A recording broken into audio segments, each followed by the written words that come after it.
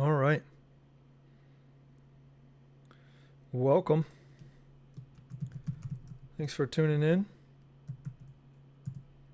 You are listening to Gnostic Studies. Oops.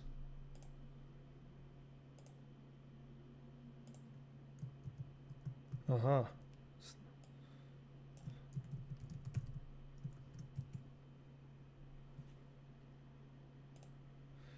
You are listening to Gnostic Studies, and we would like to continue with our Gnostic Runology series. But as usual, before we get into today's material, which, as you can see on the screen there, is the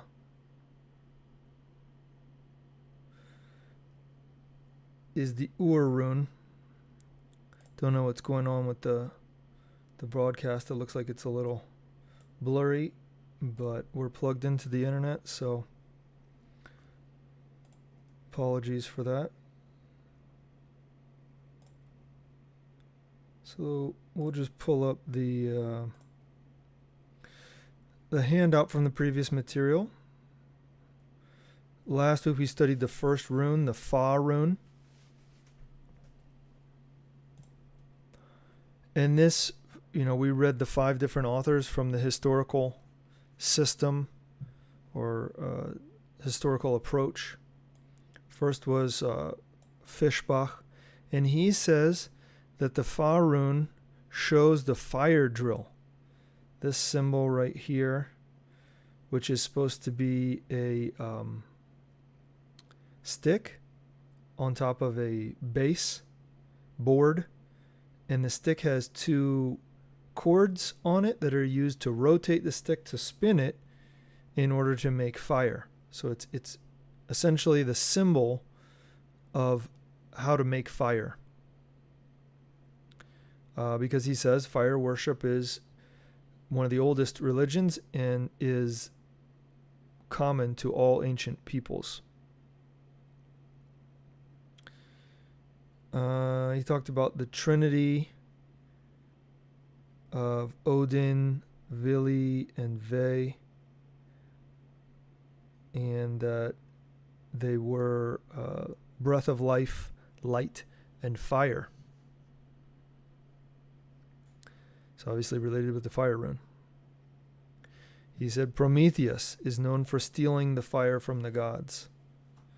And Prometheus was originally called Promantheus, since he possessed the fire device, the Pramantha.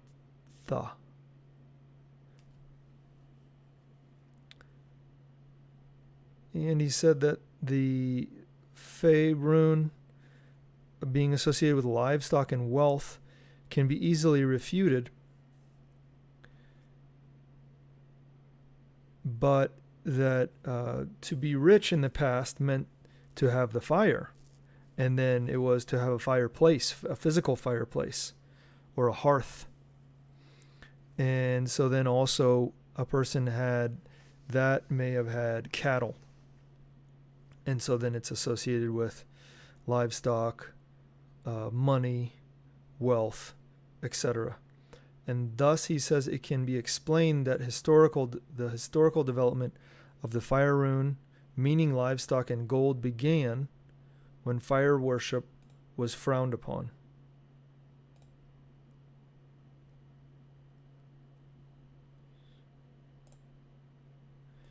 Next, we looked at Guido von List about 7 years later. He repeats some of the same things that we read in Fischbach, but he says that it means also fire procreation, procreating with the fire. Livestock property, to grow or wax, to hike or migrate, to destroy or shred. Gives us a little poem. He says the root word fa encloses the triple concept of a rising, being, and of passing away to new arising. This kind of cyclical or repetitive thing goes over and over again. which he says sort of flavors the impermanence of existence. Thus, it represents the impermanence of all existence and the firmness of the self in constant change, as in transforming into something different. This rune therefore holds that the true purpose of wisdom is for the development of the future life, the ascending life, while only the fool mourns for what is sinking, the descending. Therefore, the motto of this rune is, "Generate thy happiness, and thou shalt have it." Then Ernst Tristan Kurtzahn, about 15 years after that, says that it meant exoterically change or exchange. Esoterically, it meant cosmos and the Ur fire, the original or primordial fire. And in general, fire procreation, property, furthermore, the same things that were mentioned above.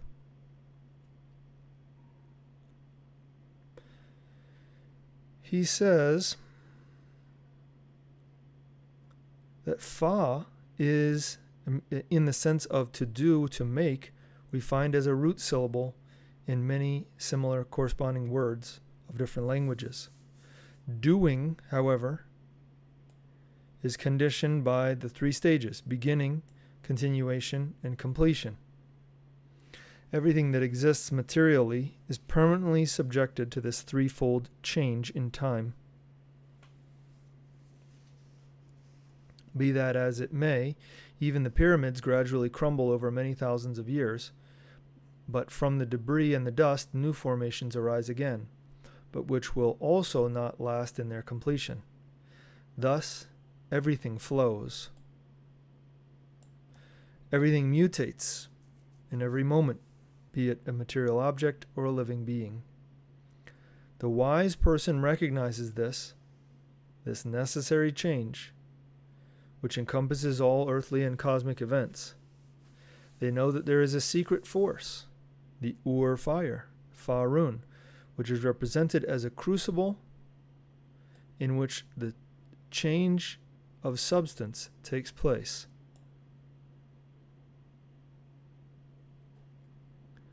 The wise person rejoices at what remains in untouched and untouchable rest, namely God, of whom the wise person knows themselves to be a part. These realizations of the wise through the Fa Rune help in the often painful vicissitudes of life and can be synthesized through the simple, comforting phrase, "This too shall pass." The Fa Rune, therefore, belongs to the planet Jupiter, or Wotan, for the above-mentioned reasons, and after all, Faust says, in the beginning was action.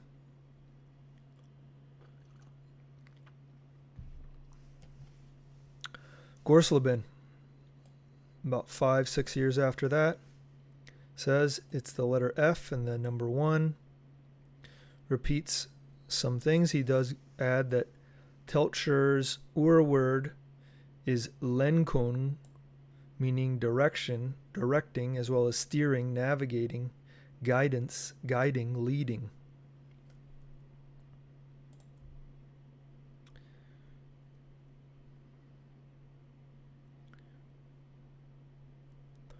In the Indian book Dzyan, possibly the oldest document of humanity, according to Blavatsky's secret doctrine, which contains the original or primordial creation myth, the Ur creation myth, in that book, the Fohat is the Ur procreating power in nature, bioelectricity.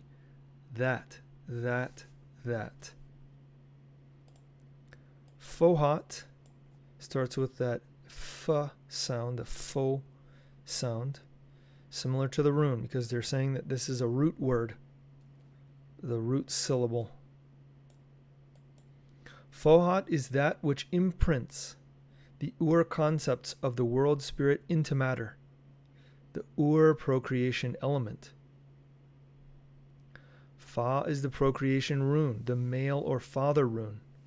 Therefore the father, pater, pader, as well as faire in French, to make or to do, fare, to make in Italian, Latin, facere, to make, family, family, fama, father-mother principles, etc.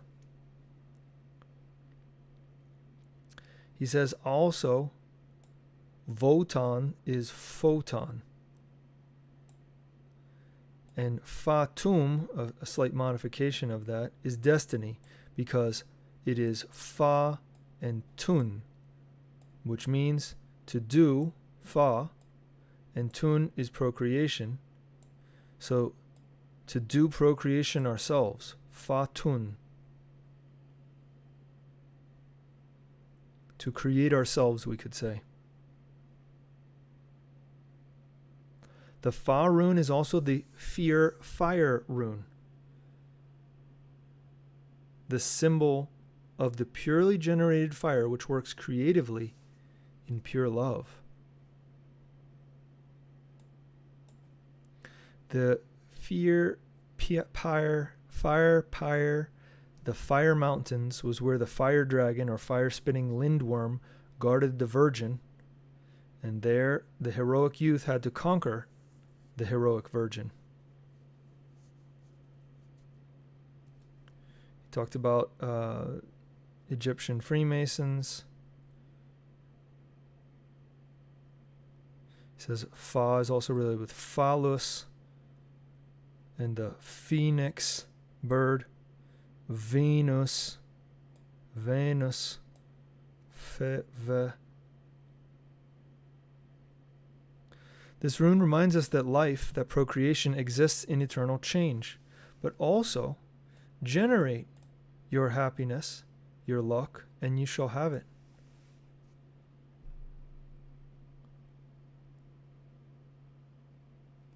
He also gives a little poem. It says they offered, which is from Wotan when he was on the world ash tree, the world cross, before he came down from the rune tree and picked up the runes. He said, "They offered me neither bread nor wine. Then I bent down, seeking. I recognized the runes. Lamenting, I took them up before I came down from the tree. Now I began to become and to be wise, to grow and to feel well. Upon the word formed around word, and work itself evolved upon work and thus into works. Now I know the sayings like no seer woman and like none of the children of men."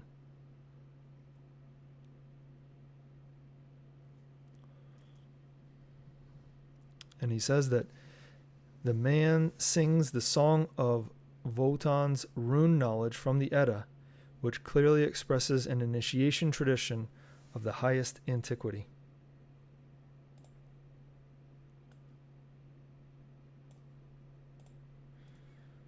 Then we read Kummer, just 2 or 3 years later. He says that the Fa, Fiu, Fe, Feo, Fator, Father rune, Urfire, it is procreation in the spiritual and material, the fire-generated magical force that creates all, the eternal return of the Fator, the purest love, what constantly works creatively.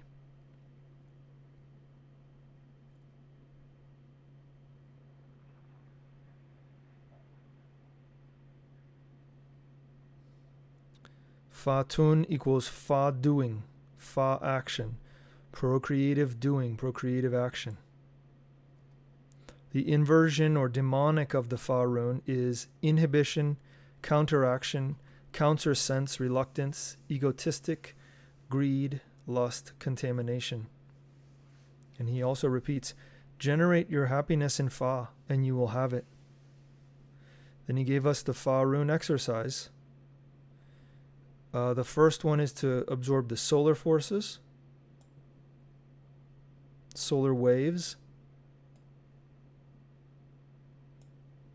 through the palms of the hand.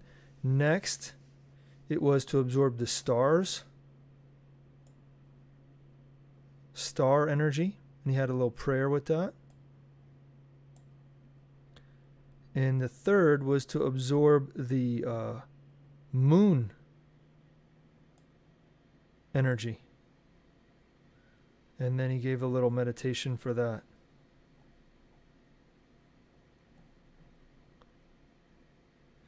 He says this rune position should last 7 minutes and must be repeated at least 3 times. And then go to bed immediately, avoiding entertainment or conversations. Their thoughts should be focused on the exercise. He gave also a rune hand grip, or a mudra, done with the left hand. Fa is the mantra. He also gave Fa, or Fa Fe Fi Fo Fu, with the body exercise. And he ends up doing the same with this exercise, with the hand grip exercise.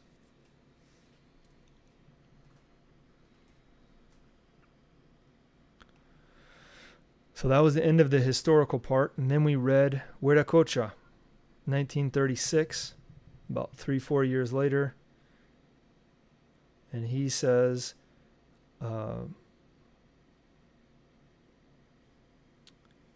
that it means, the Fa rune means father, fecundate, facer, to make or do, fire, face, factor, faculty, the labor or task, phallus, front, fohat, the central fire of nature.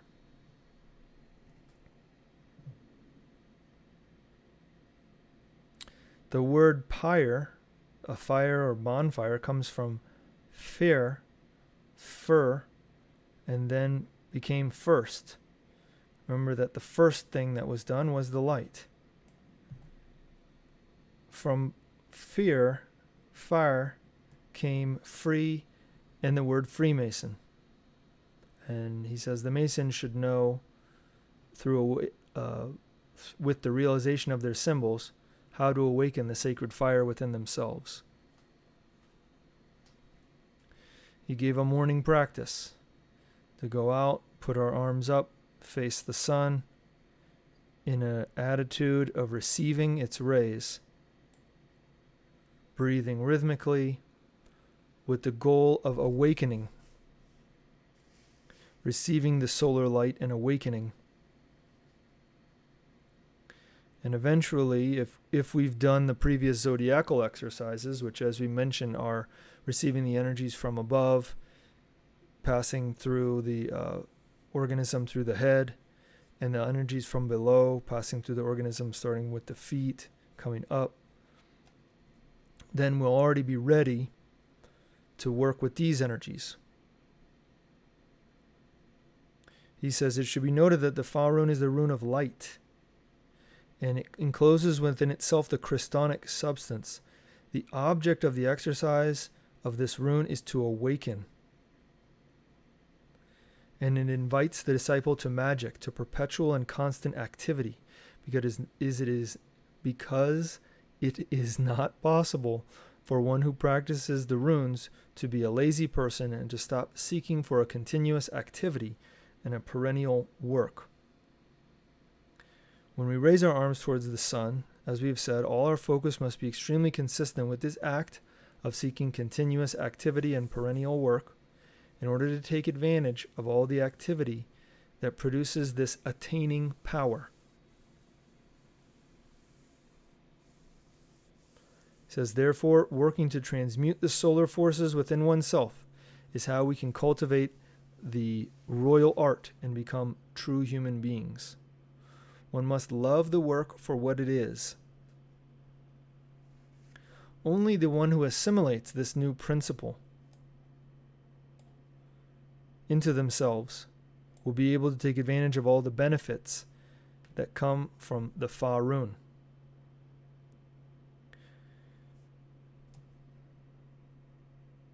And then he gives a practice at night and the little prayer that can be done with that, including Fa Fe Fi Fo Fu.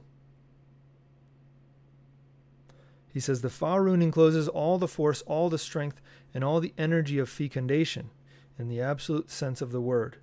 Seek, O disciple, to fecundate all your success and all your happiness with this energy, and then success and happiness will come towards you in the nocturnal silence of your spiritual night like precious gifts.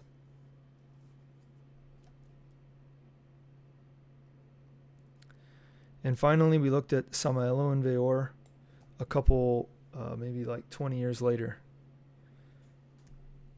Certainly, the solar fire is what is necessary in order to make and develop within each one of us that possibility of becoming a true human being.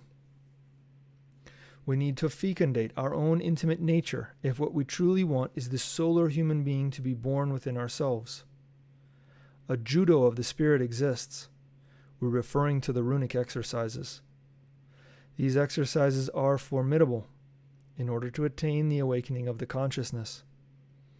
Whosoever wants to work with this judo must begin with the rune of Mercury, the Fa rune, which has a violet color that originates extraordinary cosmic forces and encloses all potency as well as the impulse for fecundity. We need the breath of the Fohat, the Pentecostal sparks, in order to fecundate our own psyche, in order for us to become self-conscious or self-cognizant. If we analyze the practice of the Fa rune, we can affirm that pranayama, prayer, meditation, and a specific sacred posture exist within it. When we get out of bed with immense happiness, we must salute each new day by raising our arms towards our Lord, the Sun Christ. The left arm must be a little more elevated than the right one, and the palms of our hands must remain before the light in that ineffable and sublime attitude of one who really longs for receiving the solar rays. This is the sacred posture of the Fa rune. Thus, this is the method in order for us to work with pranayama, by inhaling the air through the nose and exhaling it through the mouth in a rhythmic way and with much faith. In those instants, let us imagine that the light of the Sun Christ penetrates within us through the fingers of our hands, then circulates through our arms, inundates the whole of our organism, and finally reaches the consciousness in order to stimulate it, to awaken it, and to call it into activity. One must also practice this runic judo in the mysterious and divine nights, before the starry sky, with the same posture and praying like this: wonderful or marvelous forces of love, revive my sacred fires, so that my consciousness will awaken. Fa, Fe, Fi, Fo, Fu. This short and yet great prayer can and must be prayed with all of our heart as many times as we wish. All right, so that's our review. We want to open it up now for questions or comments if you have any, and we'll keep going. Doesn't look like we don't see any. But that was our review of the Fa rune. Took a couple minutes, but now we'll jump into today's material. The U-Rune, the second rune.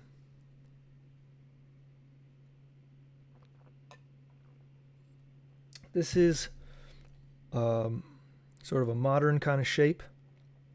These are some of the other shapes that it had before in various traditions.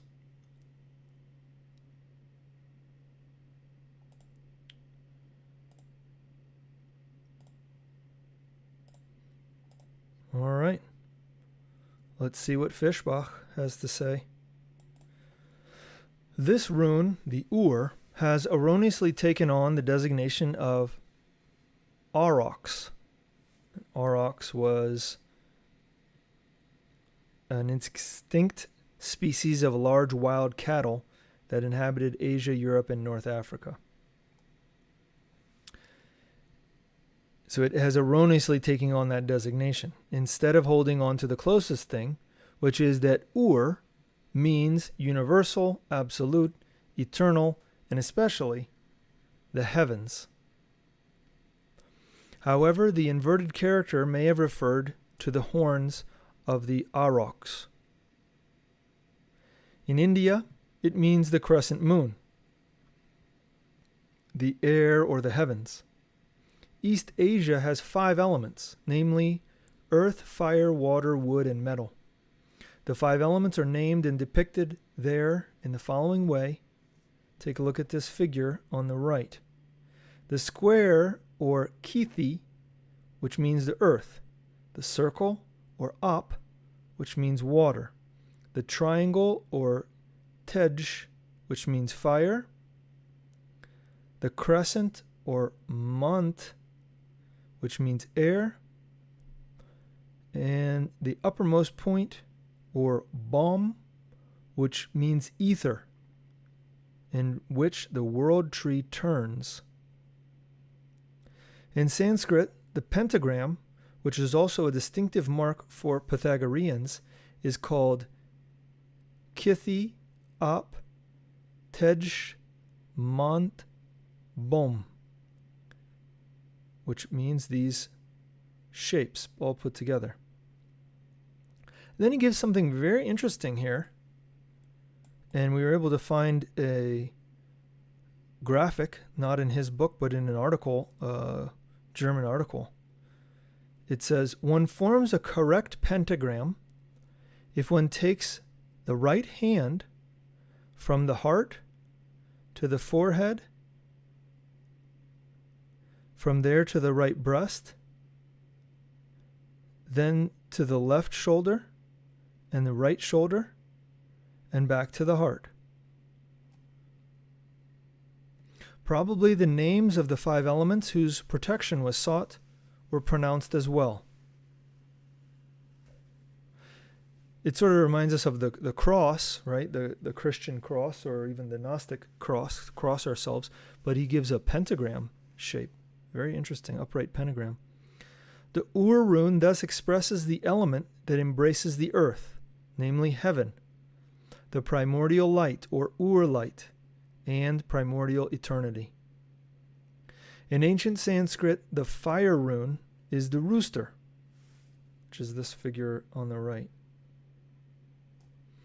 The general character for fire is an upright triangle, an equilateral triangle pointed up, which means Siva or Shiva.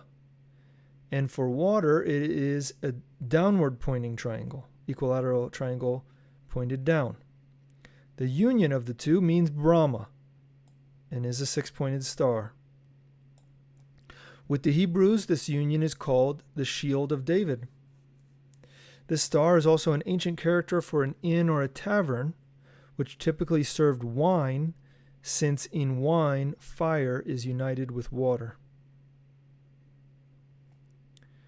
In the Edda, Heimdall, the god of the primordial light, or Ur-light, is enthroned at the top of the world tree, where he, as a guardian or watchman, announces the dangers that threaten the gods using a horn. He blows a horn.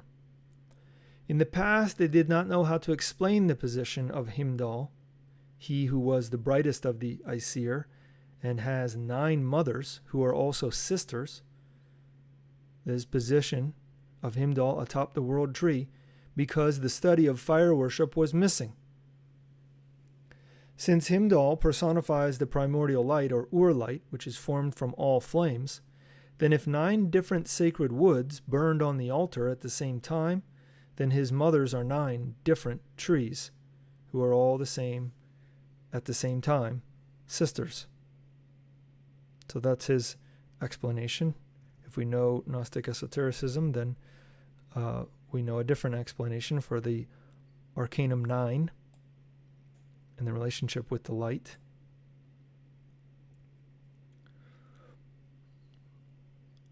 The Ur-Rune according to Guido von List.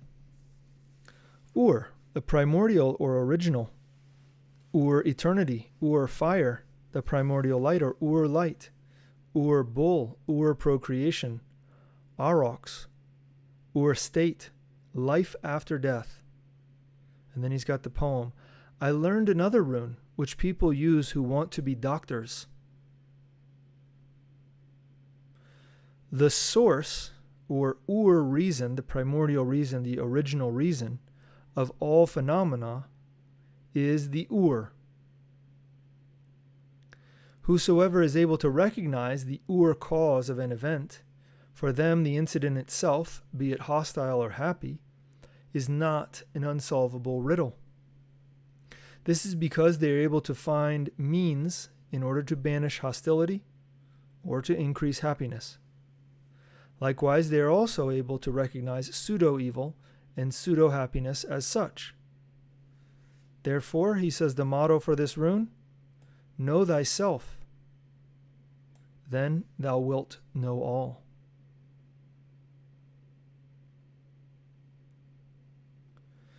The U-Rune according to Ernst, Tristan, Kurtzahn. Exoterically, it means life after death. Esoterically, immortality, Ur-light, Ur-eternity.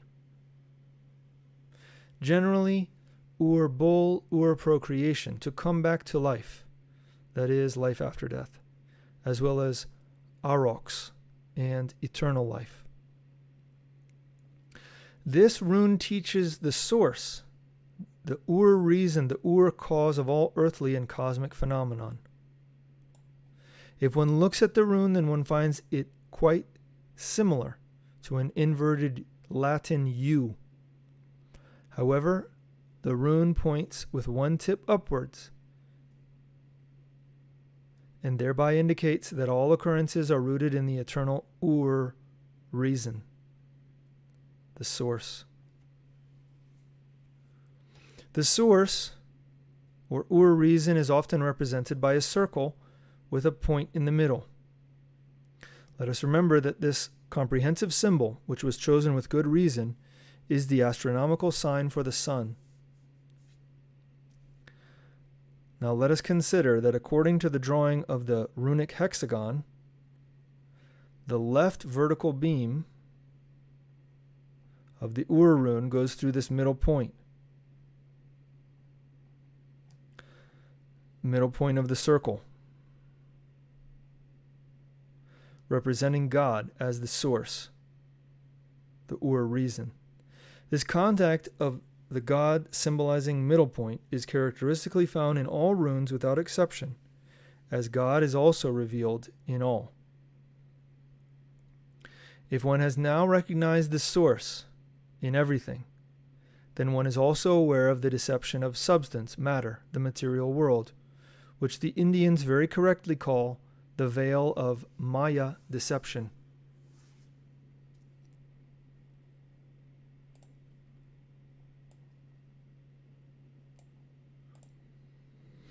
What is matter, or the material world, but a deception? Every substance, if it is composed of something, consists of molecules. These in turn of atoms, these of electrons, which in turn are composed of positive and negative ions. Now this implies that matter in itself is actually ions, and they turn out to be etheric vortexes or vortices, or electric force fields swinging unimaginably fast according to certain laws. Thus the whirling Ur force pretends to be bodies for the sense perception, but they are not present in truth, and their weight can be sufficiently explained by their mutual electromagnetic voltage ratios in relation to the planet Earth. Therefore, it is clear that the one who has recognized the laws of vibration and has mastered it can use this knowledge to heal, to be a doctor. Healing magnetism, including its development through odic radiation, rooted in the Ur light, is certainly what is referenced in the rune song. Likewise, with medication, what is it that actually heals? Primarily the respective vibrations and radiations particular to the medicine, in a similar way as the hand of the magnetizer, who already has their great predecessor in Jesus Christ. Talking about the laying on of hands and using another system of healing, or a different system of healing, which is working with energy that comes from the hands.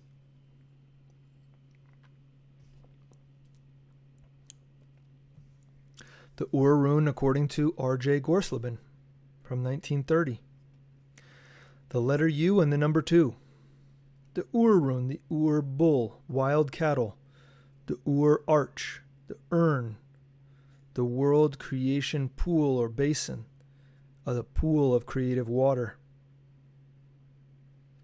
The womb of the mother as a source of the life stream and the gateway into existence.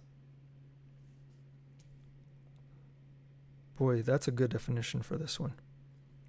The womb of the mother, because if you look at the shape of the rune, right, it's an upside down U, which is uterus, right, the U for uterus, and that's kind of the shape of it, because it has an opening below. If you're looking at a woman, then, and she's standing up, then it's shaped like this, right? And that there's an opening at the base. The womb of the mother as the source of the life stream and the gateway into existence.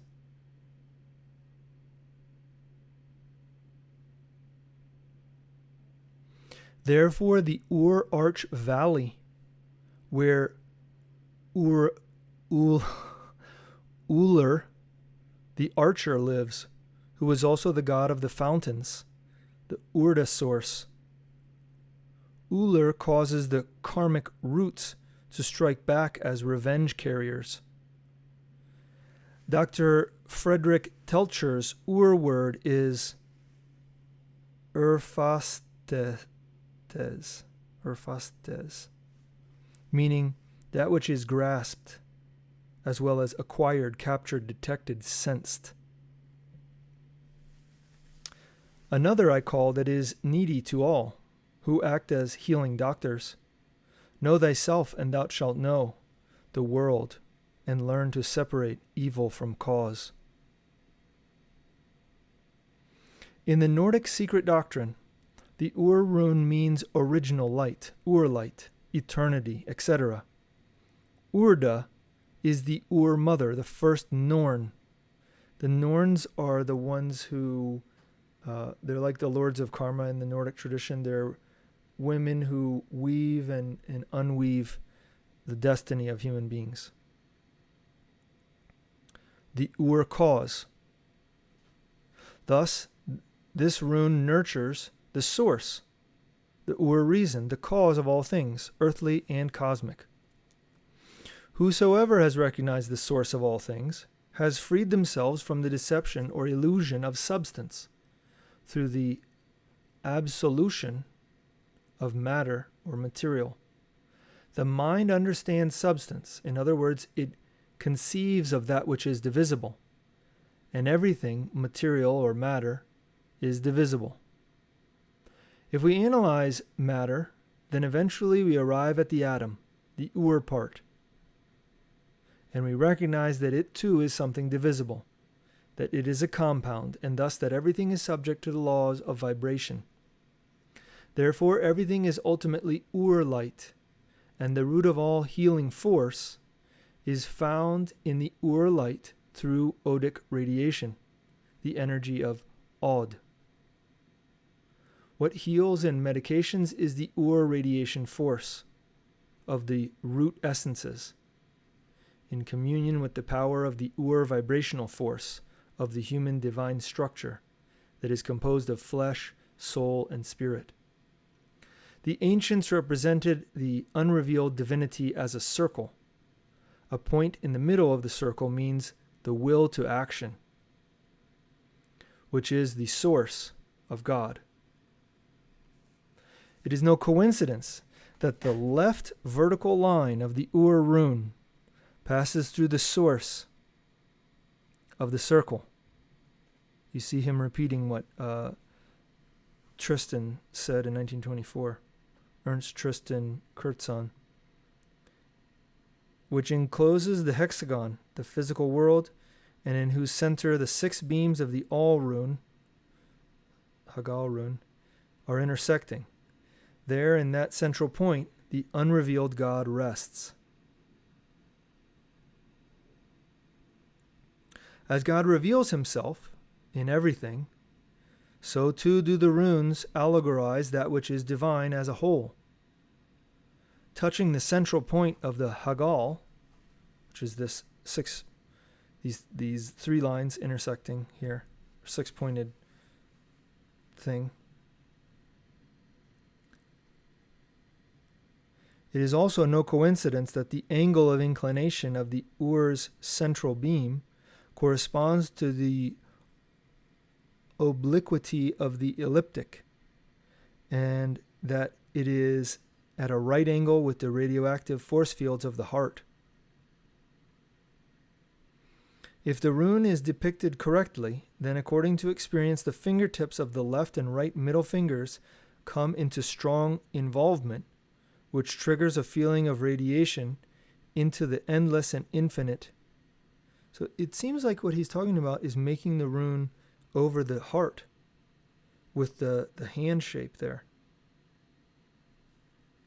Then the fingertips of the left and right middle fingers come into contact with strong involvement. Oh, maybe it's with the body.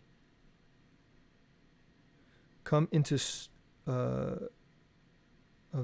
if the rune is depicted correctly, then according to experience, the fingertips of the left and right middle fingers come into strong involvement, which triggers a feeling of radiating into the endless infinite through the arms. In contrast, a trickling feeling gently sliding down from right to left occurs. At the same time, the chest expands wide, the spatial feeling grows, the physical feeling of heaviness subsides, and the spaceless, bodiless, endless, infinite vastness of the cosmic human is experienced. Yeah, he might be talking about this body posture down here. Although he doesn't give it, it might have been something that people just knew about at the time. South is right, north is left. The middle of the heart is east, the back is the west. Left above the head is the zenith, and on the right side below the right thigh is the nadar. Tune into these directions and think about the flow of time. If the Ur-Rune is posed while in deep calm or peace of the soul, then the descending magnetic stream influences the auditory nerve centers. There is an opening of the ear, and we are consecrated, and we are consecrated to the planet Uranus. Let me read it to you again. And we are consecrated to the planet Uranus. We have Ur hunches, and we are the Ur ancestors ourselves. The Ur fire or Ur fear surrounds us with its Ur world warmth radiations from the circling stars. The Ur gives birth to the Ur order as a result of the turning of the celestial bodies, the influence of which the ancients knew and applied. The Ur is the Tur, the door or gate of life. Therefore, where there is a door or gate or a bridge in an emblem or a coat of arms, there probably stood in former times the Ur-Rune itself. However, the letter or character V can also represent the Ur-Rune. Not the sound, but the character.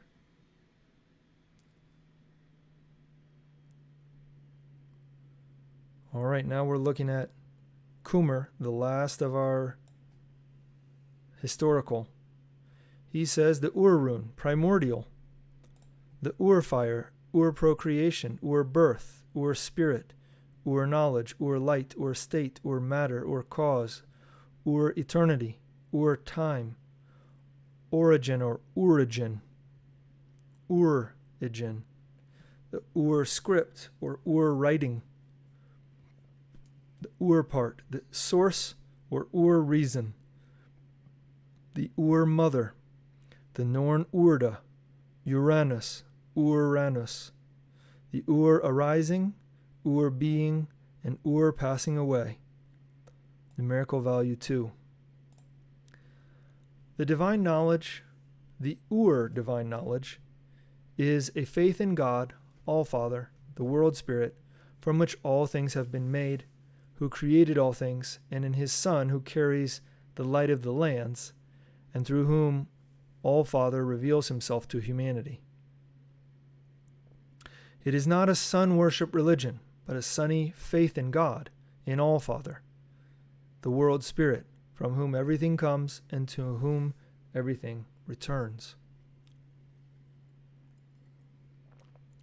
Ur is the rune of the true healer and doctor. It contains the spiritual knowledge of all cosmic and earthly phenomenon. The origin of phenomenon is the Ur of the universe, and the Ur of the earth.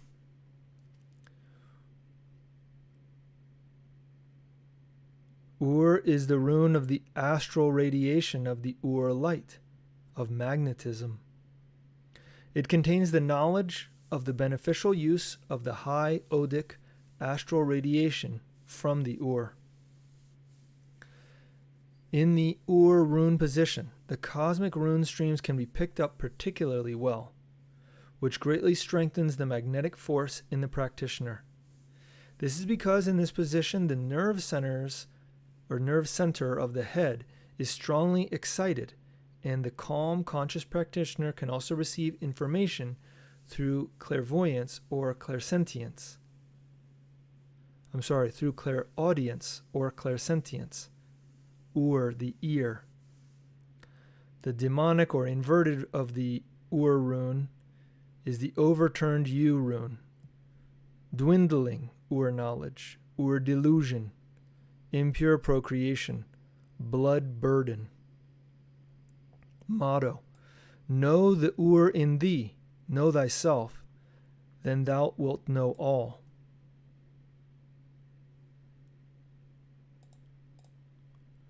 So then he gives the exercise. The practitioner again takes up the Ich rune position, followed by 7 deep breaths through the nose, as in the first exercise. They practice the rune position shown here, bending the torso forward so that the fingertips almost touch the ground. While making this rune, the U is to be sung in the chest tone. Ooh. In this U-Rune position, rhythmic breathing follows 3 times. Mentally, one visualizes that the Earth's current, the Earth's magnetism, penetrates through their feet, legs, and even through the whole body, strengthening their life force and strengthening their magnetism. The consumed stream then springs out through the fingertips into the earth. So up the feet, into the torso, and down the arms back into the earth is what he's saying. The student then again takes up the Ich rune position. Remember, that's a military position, standing upright with the arms at the sides. And repeats the whole exercise at least 3 times. They pay attention to their sympathetic nervous system and to their solar plexus. If your development is sufficiently advanced, dear brethren, then you will grasp the law of rhythm, the vibration of our earth. Then you become a blessing-bringing healer, savior. Ur, the knowledge of immortality. Do you recognize it? And he's got a little poem. Ur forces, already enough have you felt, how alive and hot it flows through the body. Now bend the torso so that the earth cools it. Divinity and earth are reconciled in you. After this exercise, the student lays down, stretched out on their back on the ground or the lawn, with the head to the north. Deep and full breathing again follows. The student's magnetic gaze is calm but immobile, directed into the immense vastness. Around them and below them flow the earth waves, above them the universal or all waves. One thinks sharply about the idea that they are carried by these earth waves like a piece of wood on the water, but above them the universal waves pull them down. One feels this pull more and more. Their body is getting lighter and lighter. Then one does not feel their body anymore. One feels disembodied, light and free. Then one tries to stay completely without thought for 1 minute. If the student falls asleep during this practice, then they should not continue on the same day. Also, one does this exercise only when one knows that they are alone and unobserved. This is an important precursor for later.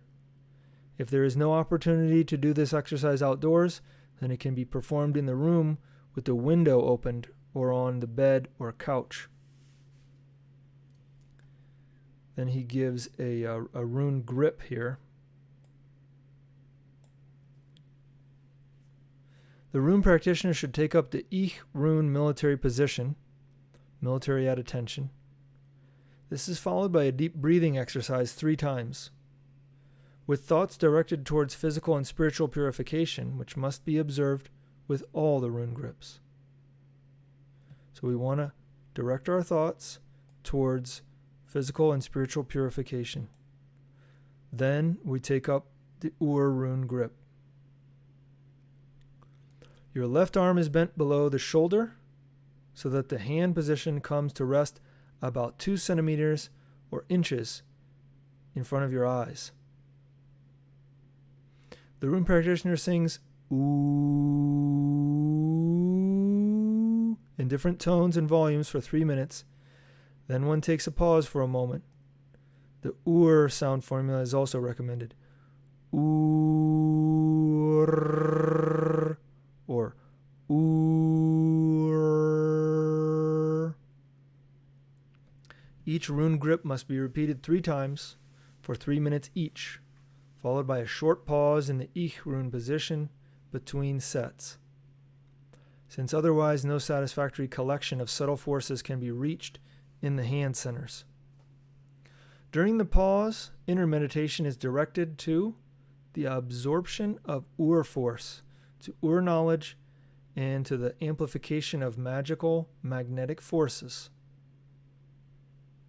Here the rune practitioner will detect, above all, in the fingertips and in the hand centers, a certain lukewarm or even warm feeling.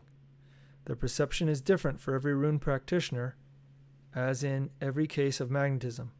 One feels a coolness, another warmth, because every human being is polarized differently. One is more electric, another is more magnetic. Consequently, the perception also occurs differently. At the end of the exercise, the rune practitioner should direct the collected subtle forces through the entire body by conscious willpower. And the advanced practitioner can observe a pale golden orange or golden green oscillation of their aura. A strong charge of electrical magnetic forces can be achieved through this rune grip especially. And in this same chapter on the U-Rune, Kummer gives an interesting singles transmutation exercise. The student restricts sexual intercourse to the utmost because the excessive depletion of personal magnetism hinders one's own development. Also, one considers that thereby their polarity is reversed by the other person according to their spiritual quality or even disharmonious characteristics, and then one needs more time to free themselves from these vibrations. He's talking about regular sex. He's not talking about white tantra. Also, the student, through their higher development and the refinement of their body, can easily enter into contact with otherworldly beings who are hard to deal with and who want to mislead them into black magic. So the student controls themselves. Additionally, one says to oneself daily, I want to consciously serve humanity. I want to become a wise magician and thus find that great inner peace and harmony within myself. I will unerringly go along the path to All Father. The student must acknowledge the pineal gland, the solar plexus, and the sympathetic nervous system as the receiving stations of the general cosmic vibrations. Further, all rune exercises are directed thereon in order to master all these occult force centers. The precondition for all exercises is inner contemplation, as well as a life of noble thoughts and desires. The practitioner tries to transform their procreative force into beneficial energy, and then transforms their brain and their occult, and then that transforms their brain and their occult force centers.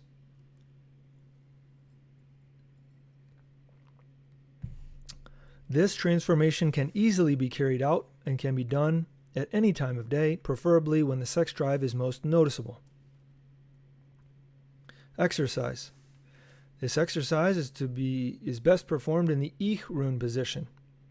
The student concentrates with full willpower on the transformation of their procreative force.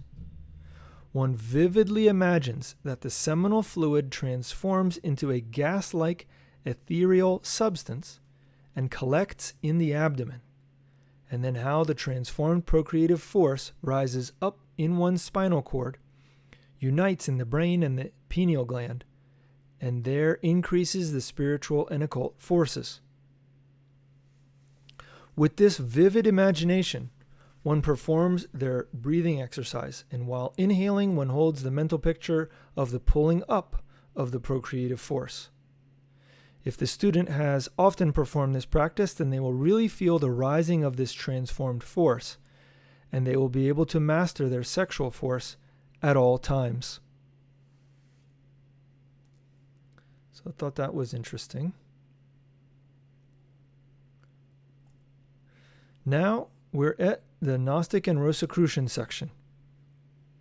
First, we'll look at Huiracocha. He says, "Beloved disciple, we already know about the Fa rune, the rune of fire, of the animating and fecundating fire, whose vital energy and activity we have tried to inundate ourselves with by doing our practices in order to benefit our daily life. We need the fire of enthusiasm, the vital ardor for everything. That is to say, we need fire and vivacity for all things. But behold, the fire is light.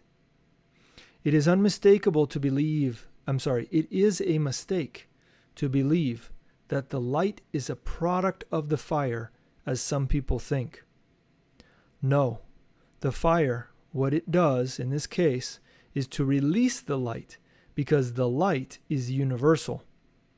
It is at the gateway of cosmic life, in the soul of the Logos, animating in all the areas of the infinite and even vibrating in the tiniest ion. The light not only strikes our retina, not only penetrates into our eyes, but our very eyes are of light. They are the light itself. This primordial, pure, and eternal light is referred to and taught to us by the U-Rune through its numerical value 2 and its correspondence with the letter U of our alphabet. Our language has had its changes and its modifications. In the Middle Ages, for example, Sime was said, whereas today we say same, or Sime was said, whereas today we say same. For us, on many occasions, when the U was used, we have come to put the O in its place. In this way, origin, order, Uranus start from the same etymological root and are reminiscent of the ancient Ur, which was the 7th letter of the Celtic alphabet and corresponds to our ancient Ur. Thus, for the Celts, the original inhabitants of Spain, there are many names with Ur, like Ura, Burgos, Urabain, and Urarte, Alava, and Uralaga. We also have Uraba in Colombia and in the Gulf of Darien, Huiracocha in Venezuela, and in all of Mexico and Brazil, we find a multitude of towns that begin with Ur, and thus is a letter of the original alphabet whose meaning in German is primitive, primordial, original, and is consistently used in that sense as a prefix. Ur Ewigkeit is the eternal eternity. Ur is the clock, the measure of time. Ra is repose. The ancients presented God manifested through a circle with a point in the center, and unmanifested God, or God unmanifested, as a single circle without a central point. The point in the circle, symbol of the manifested, signifies the volitional part, or that energy which is necessary for the attainment or manifestation, and which disappears in the symbol of the unmanifested. In some shields on ancient crests, one finds the figure of the U-Rune, and in others, both circles. Now for some it is the Ur looking up, and for others it is looking down. This is the duality of good and of evil, of God and Satan, of heaven and earth. When writing the Ur, one notices that it is a reversed or upside down A, and thus we can remember the mantra Aum that begins with two U's, one upside down and the other right side up, which shows us that we must look for the current from above, from the cosmos, at the same time as that one from below. When our initiating teacher made known to us the pronunciation of Aum, through which he instantaneously presented us to the astral master, then we comprehended in which manner to draw these two U's, A and V, and why there were such a singular pronunciation. Theosophists frequently speak of Aum, but never in any work do they give these indications of its occult key. It is probably because they do not know of it, and if they did know it, then they cannot give it in writing, since that is strictly forbidden. But it is enough to think that way in order to go up and down, concluding with the in order to guess the intonation. Thus the initiator did not tell me any more, and with that I got it. The Japanese present themselves before their sovereign, who are first upright and then inclined or bowing down, with a pronounced genuflection. The same thing happens in many churches, just as it is also prescribed in some initiatic rituals. This movement is also reminiscent of that primitive runic practice. The square and compass of the Masons is the same symbol of light that results from the superimposition or superposition of the V upon the U. Equal to this Masonic symbol is the Olin sign of the ancient Mexicans, and they are both clear evidence of the Nordic origin of the symbol. Freemasonry was aware that there was a great secret sign, but lost the key in its day, and today is no more than a mere meager symbol of moral significance. In Masonry, hands are touched or gripped, greetings or salutations are executed, steps are verified, and everyone is aware of the reasons for these movements. And everyone is unaware of the reasons for these movements, ignoring that they are also reminiscent of runic movements. In the museums of Mexico and Berlin, there exist many of these runes that have similarity to a horseshoe filled with hieroglyphs that they try to translate, and so far, very recently, some archaeologists have started to say that these hieroglyphs are about the arches made by the sun in the solstices and the equinoxes. Primitively, the Mexicans, when looking at these stone objects in their temples, tried to imitate its figure with the movement of their body. In those temples where the ancient sentence appeared, "Man, know yourself," the U-Rune appeared as well, as if to say to man, recognize the pair as the origin of light, as angel, as God, as the entity of divine origin. If the previous Fa-rune always carries the mandate to engender your happiness in the present, then the U-Rune now carries the other mandate of know yourself, and even further, recognize yourself. The significance of this U-Rune in the Nordic Kabbalah is immortality, eternity, cause, principle. Cause, comma, principle, as well as primordial light. In extending the cards, for we will also give the runes as tarot cards, and each of the disciples will learn how to throw cards with the runes when it falls head down or is reversed.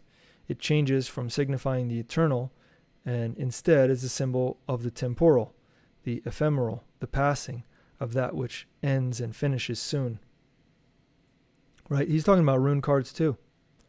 For the numerical correspondence, the U-Rune has the number 2 and represents the science. What science is he talking about? Its sign is the zodiacal sign of Virgo. Virgo signifies an order that is peaceful and harmonious. And anyone born under its auspices is orderly, peaceful, with harmonious desires, and is therefore the creator of interior light.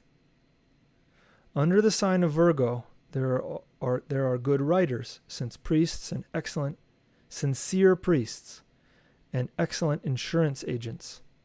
They are people who do very well with the duties of parents and of children at the same time. The Hebrew Kabbalah gives them a circle as a symbol, and since this sign corresponds to the planet Mercury, then it was also considered by the ancients as the demiurge, the guide of the other planets, the representation of the omniscient, of Trismegistus, or the 3 times wise. Those born under this aspect are self-centered, in the good sense of the term, and generally do not admit philosophical opinions of other people, but instead they take them from their internal being, through which they benefit by a great inspiration. The same thing happens to those people whose Kabbalistic or runic name forms the number 2.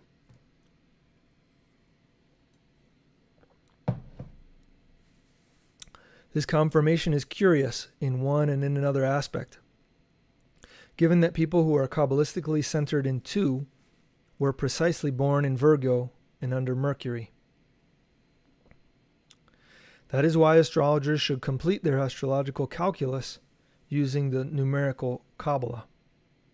Practice. The student should place themselves to the north, or facing the sun, and once having raised the hands, as in the exercise for the Fa-rune, crouch down with the legs open. And in this position, firmly think that thus the cosmic current penetrates into one's interior, and repeat in this way. He gives a little prayer. Within me resides the light, the divine light. The great omniscient being will give me divine wisdom, and I will turn myself into a superman or superwoman, drawing everyone's attention to my upright behavior, to my equitable way of being, and to my awakened and wise answers when others interrogate me. I recognize the superior entity, that divine light in myself, who is beginning to irradiate and who will unfailingly help and who will unfailingly help all those who approach me. So be it. So the graphic isn't perfect here, but right, if we look at what he says, we are in the Fa-rune position. We raised our arms. Now we're going to crouch down, but with the legs open, so the legs would be a little bit wider. And then firmly think that thus the cosmic currents penetrate into one's interior. And repeat this prayer. The U-Rune, according to Samael and Weor. Certainly the moon is the satellite of the earth in only one sense. By searching within the Akashic records of nature, one can verify that the moon is the mother of the earth.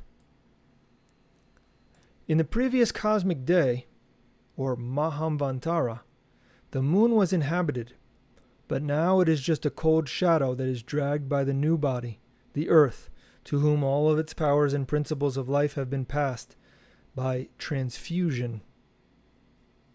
The transference of all the vital powers of the moon to the earth left that old selenite abode without life. Therefore, the lunar soul is now reincarnated in this world upon which we live. The moon looks like a satellite, but it is a mother who rotates around her daughter, the earth. The one we now call Samael and Weor lived then among the lunar humanity, who were called the Selenites. He knew its 7 races, its epochs of civilization and barbarism, its alternating cycles of evolution and involution. When the Selenites arrived at that same age that this terrestrial humanity has now arrived, or has now reached, then Samael and Weor accomplished a similar mission by teaching them the synthesis religion, which is contained within the initiatic stone, sex, the doctrine of Janus, Jano, Iao, or the doctrine of the jinns. He lit the flame of Gnosis among the Selenites and formed a Gnostic movement there as well. On the ancient moon, in those times before it became a corpse, those who accepted the synthesis religion of Jano were saved, and they transformed themselves into angels. Nevertheless, the great majority of those who were enemies of the Maithuna, those who rejected the initiatic stone, converted themselves into Lucifers, into terribly perverse demons, which the Bible refers to. As usual, a third party is never missing. So in that lunar apocalypse, a certain cold group at last became fiery, and they accepted the work in the ninth sphere. A new abode was granted to these people in order for them to work with the brute stone until giving it the perfect cubic form. At the end of the lunar Mahamvantara, which endured an age of Brahma, the self-realized monads were absorbed within the Absolute. After the great cosmic day, the monadic waves of the moon submerged themselves within the runic Ur, within the profound womb of the eternal mother space. During such a Mahasamadhi, ecstasy without end, the monadic waves penetrated very deeply and arrived at the Father Brahma, the universal spirit of life.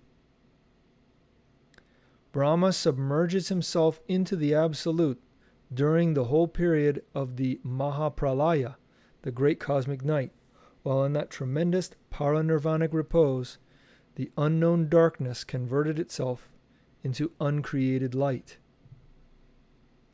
Many latent faculties exist within the Devamatri, the Aditi or cosmic space, inside the runic Ur, and within the microcosmic human machine, or better if we say intellectual animal, which could be developed through tremendous intimate super efforts. In German, Ur means clock, time measurement, or the Mahamvantara, the cosmic day, and Ra is rest, the eternal repose, or the great Pralaya, the cosmic night. Certainly the cosmic night endures as long as the great day. Samael and Weor affirms that each one of the self-realized brethren were radically absorbed within their own primordial atom, the Ein Sof. Therefore, when the dawn of the new cosmic day is initiated, then eternal mother space, the Ur, expands herself from the inside towards the outside, like a lotus bud. Thus, this is how the universe is gestated within the womb of the Prakriti, the cosmic mother, the primordial substance. Practice. Loving our Divine Mother and thinking of that great womb where the worlds are gestated, let us pray as follows.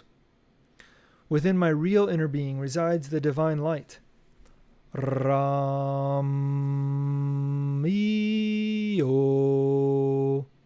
is the mother of my being, Devi Kundalini. Ram-io O, help me.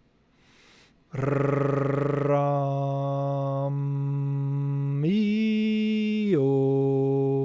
rescue me. Ram-o,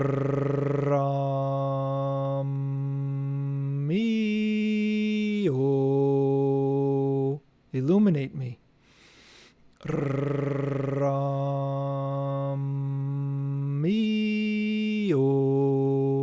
is my divine mother. Isis, mother of mine, thou who hast the child Urus, my true being, in thine arms. I need to die in myself, so that my essence may lose itself in him, him, him. This prayer must be performed before the sun, with the arms raised, arms and hands raised. The legs must be opened, and the body crouched down, thus awaiting to receive light and more light. So we have been able to see a student of Samael and Weor perform this exercise, and so it looks a little bit like if you're familiar with the Kung Fu posture, which is called horse stance. The arms or the legs are wide and crouched down, pretty low, and then the arms are out straight in front of the body, according to the way that it was performed.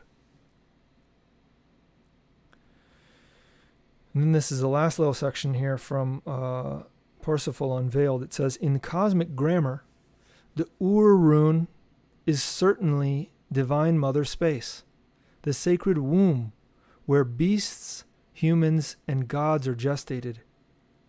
It is unquestionable that without the esoteric power of Devi Kundalini, the work in the flaming forge of Vulcan, sex, would be impossible. The magisterium of fire must be performed in 7 days or periods. Let us remember our astrological formula: Moon, Mercury, Venus, Sun, Mars, Jupiter, Saturn.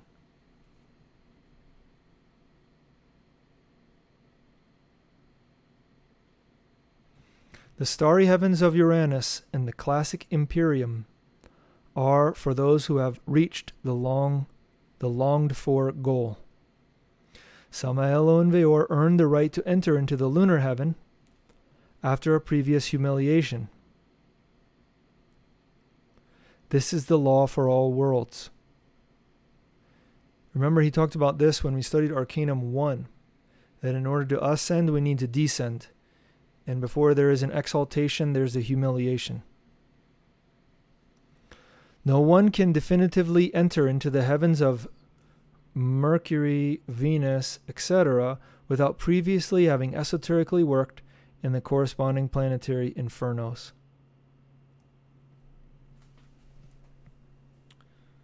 All right, well, we made it to the end of today's class.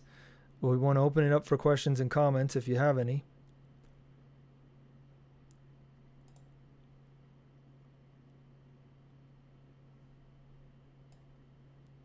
So please feel free to leave them. We're going to take a look. It looks like we got some here.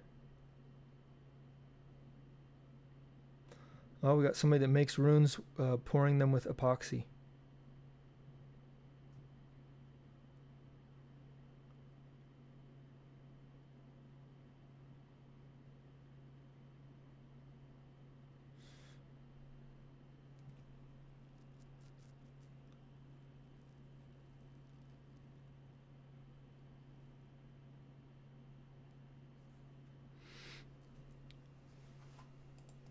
All right, well, it doesn't look like there's any more questions or comments right now. We'll give you a little bit more time, but we will not be doing class next week. Hopefully the week after that we'll be back, but we'll post and let you know, keep you posted as soon as we're aware of it, of what we'll be able to do, depending on what happens. But yeah.